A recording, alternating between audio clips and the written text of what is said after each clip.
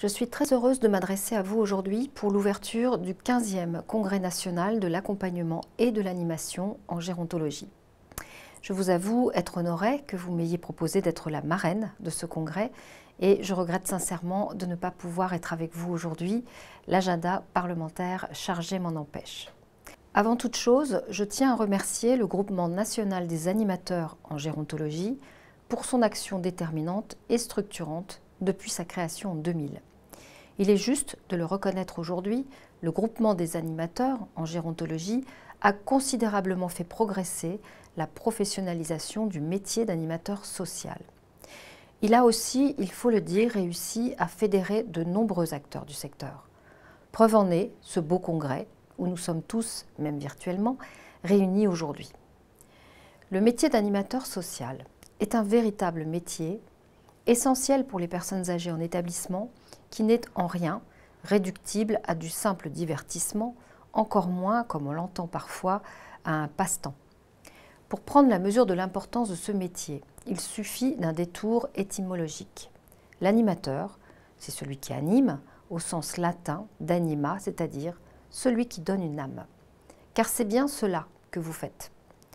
Redonner du sens à la vie, créer à nouveau du lien entre les résidents en articulant l'individuel et le collectif, car après tout, à quoi bon une vie plus longue si elle n'a plus de sens? Je sais les difficultés et les épreuves que vous avez connues depuis le début de la crise. Celle-ci a été un accélérateur de l'isolement de nos aînés qui a lui-même mis en lumière à quel point la vie sociale est une dimension essentielle de leur existence quotidienne. Je voudrais ici vous remercier pour votre action avant, pendant et depuis la crise sanitaire et vous témoigner mon admiration. Les soignants furent applaudis tous les soirs pendant quelques mois. Je pense que vous auriez dû l'être aussi au même titre. Les restrictions entraînées par le virus vous ont amené à penser rapidement, dans l'urgence, la transformation de la pratique de votre métier. Il a fallu s'adapter à un nouveau contexte, avec de nouveaux enjeux. Et je crois que vous avez tout à fait su saisir ce qui était en jeu à ce moment-là. Votre engagement vous honore et nous oblige. Croyez-moi, nous en avons tous collectivement conscience. Je voudrais aussi vous dire que je compte sur vous pour deux aspects décisifs de la réforme que je porte.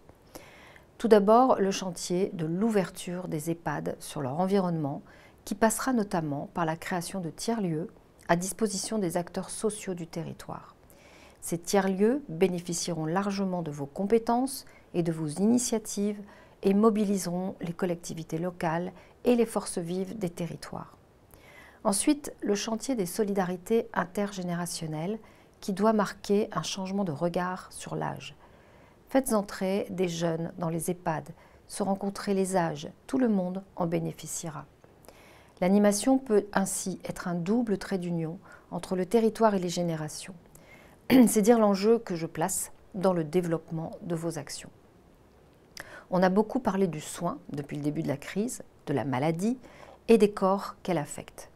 Néanmoins, il ne faut pas se restreindre au strictement médical pour ne pas oublier ce qui est tout autant vital, un sourire, un instant convivial, un éclat de rire, une discussion sincère. Les médecins sont là pour faire obstacle à la maltraitance, les animateurs sociaux sont là pour sortir les résidents de la non-traitance et leur rendre toute leur dignité d'être social. Je ne voudrais pas empiéter sur le programme aussi dense que passionnant de ce congrès. Je vais donc laisser la parole à la table ronde qui suit et je vous remercie pour votre écoute et plus important, bon congrès.